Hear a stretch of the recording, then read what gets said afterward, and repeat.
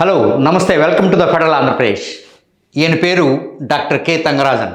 ఆయన వాస్తవానికి సైంటిస్ట్ కావచ్చు, కానీ ఆయన స్నేహితులు ఇచ్చిన బిరుదు మాత్రం ఖచ్చితంగా చెప్పాలంటే ఇండియన్ డిఎన్ఏ మ్యాన్. 65 ఏళ్ల నాటి భారతీయ మూలాలను కనిపెట్టి మనం ఎక్కడి నుంచి వచ్చామో, ఎక్కడి వారమో మన గుట్టు విప్పిన శాస్త్రవేత్త డాక్టర్ కె తంగరాజన్. ఈ తంగరాజన్ గారికి ఇటీవల పద్మశ్రీ అవార్డు వచ్చింది. ప్రస్తుతం ఆయన సిసిఎంబిలో ప్రఖ్యాత డిఎన్ఏ శాస్త్రవేత్త, జెనెటికల్ మూలాలను కనిపెడుతున్న శాస్త్రవేత్త. ఆ శాస్త్రవేత్తకి ఇటీవల హైదరాబాదులో ఘన సన్మానం జరిగింది.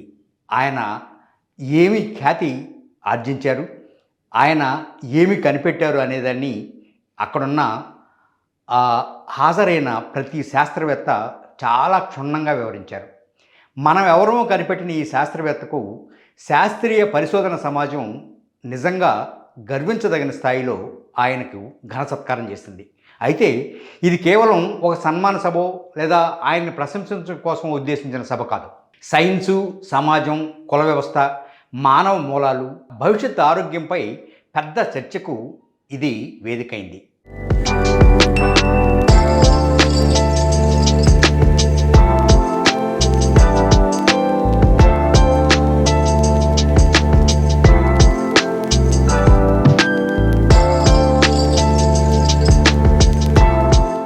అమీర్పేటలోని అపోలో స్పెక్ట్రా ఆసుపత్రిలో జరిగిన ఈ కార్యక్రమానికి ప్రముఖ cardio thoracic surgeon, Padmashri award గ్రహీత డాక్టర్ దాసరి ప్రసాదరావు ఆధ్వర్యంలో ఈ సన్మాన సభ జరిగింది. పాపులేషన్ జెనెటిక్స్ రంగంలో డాక్టర్ తంగరాజ్ చేసిన పరిశోధనలు భారతదేశ సామాజిక చరిత్రను, మానవ పరిణామాన్ని అర్థం చేసుకునేలా నిలిచాయని పలువురు వక్తలు ఆయన్ను అభినందించారు. కానీ ఈ కార్యక్రమంలో అత్యంత ఆసక్తికరంగా నిలిచింది మాత్రం డాక్టర్ తంగరాజ్ గారి ప్రజెంటేషన్. భారతదేశంలో సుమారు 4600కి పైగా పాపులేషన్ గ్రూప్స్ ఉన్నాయట. ఈ విషయాన్ని కూడా గుట్టు విప్పి చెప్పినవాడు డాక్టర్ తంగరాజన్ గారే. ఆఫ్రికా నుంచి వలస వచ్చిన అండమాన్ తెగలే భారతదేశంలో తొలుత స్థిరపడిన జనసమూహాలుగా జన్యు పరిశోధనలు చూస్తున్నాయని కూడా డాక్టర్ తంగరాజ్ చెప్పారు. భారతదేశ జన్యు నిర్మాణం ప్రధానంగా సౌత్ ఇండియన్, నార్త్ ఇండియన్ అనే 2 మూల సమూహాల నుంచి ఏర్పడిందని ఆయన తన ప్రజెంటేషన్లో చాలా డీటెయిల్డ్గా వివరించారు. అది సామాన్యులకు కూడా అర్థమయ్యే స్థాయిలోనే ఆ ప్రజెంటేషన్ కూడా ఉండింది. దాదాపు 4000 నుంచి 2000 సంవత్సరాల మధ్య ఈ సమూహాల మధ్య జన్యు కలయిక జరిగిందనేది ఆయన చెప్పే వాదన.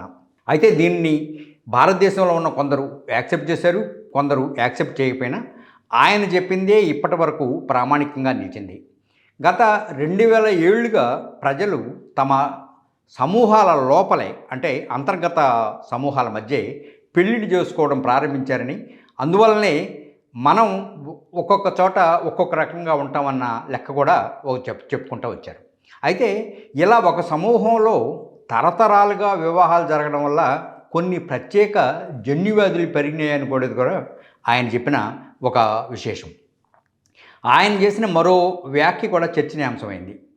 ప్రస్తుతం కనిపిస్తున్న కుల వ్యవస్థ ఏదైతే ఉందో అది 1000 నుంచి 1500 ఏళ్ల చరిత్ర మాత్రమే కలిగి ఉందని, ఇది ఎప్పుడూ మనం అనుకున్నట్టు మా కులం గొప్పది, వీళ్ళ కులం గొప్పది, లేదా వాళ్ళ మతం గొప్పది, వీళ్ళ మతం గొప్పది అనేది ఏమీ లేదని, సమూహంలో వివాహాలు చేసుకునే సాంప్రదాయం దాదాపు 2000 ఏళ్ల క్రితం ప్రారంభమైందని, అప్పటి నుంచి మాత్రమే ఈ కుల వ్యవస్థ వచ్చిందనేది ఆయన అభిప్రాయపడ్డారు.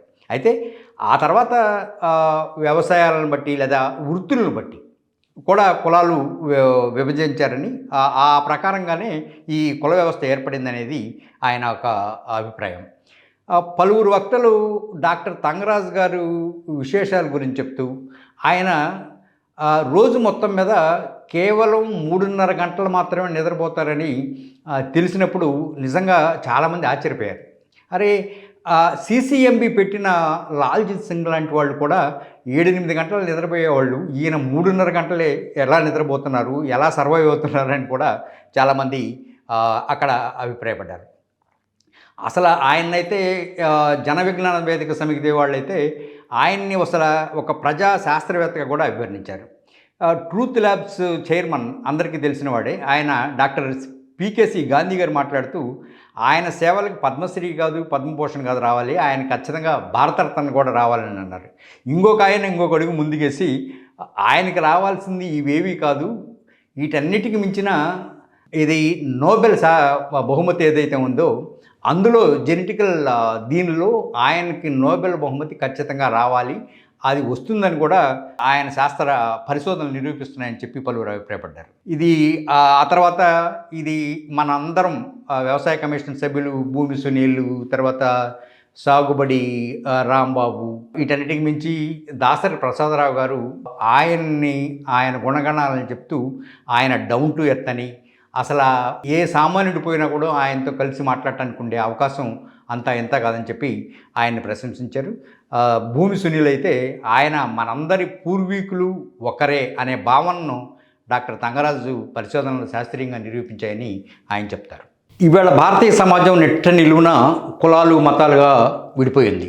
సమాజంలో విభజనలు పెరుగుతున్న కాలంలో డాక్టర్ తంగరాజు పరిశోధనలు మాత్రం మనకి మన మూలాలు ఒకటేనని చెప్పి గుర్తు చేయడంతో పాటు ఎవరి డిఎన్ఏ పెద్దది లేదా చాలా ఉన్నతమైంది, ఒకళ్ళు తక్కువ ఒకళ్ళు ఎక్కువ అనేది లేదు. భారతదేశంలో ఉన్న అన్ని మతాలు, అన్ని కులాల ప్రజల డిఎన్ఏ ఒకటి అనేది ఆయన చెప్పిన ఒకానొక గొప్ప విషయం. ఆయన పరిశోధనలు కేవలం డిఎన్ఏ గురించే కాదు, మన చరిత్ర, మన ఆరోగ్యం, మన సమాజం గురించి కూడా ఆయన విస్తృతంగా అధ్యయనం చేశారు. మనకి వస్తున్న వ్యాధులకు సంబంధించి వాటికి మూలాలు ఎక్కడున్నాయో కూడా ఆయన కనిపెట్టారు. దానికి ఇప్పుడు లభించిన గుర్తింపే ఈ పద్మశ్రీ అవార్డు. అందుకే హైదరాబాద్లో జరిగిన ఈ సన్మానం ఒక శాస్త్రవేత్తకి ఇచ్చిన గౌరవం మాత్రమే కాదు, సైన్స్ ద్వారా సమాజాన్ని అర్థం చేసుకునే ప్రయత్నానికి లభించిన గుర్తింపుగా మనం అందరం ఆయన్ని ప్రశంసించాలా, ఆయన సేవల్ని నిజంగా కొనియాడాల్సిన సమయం ఇది. డాక్టర్ తంగరాజు గారికి అభినందనలు చెప్తూ నమస్కారం.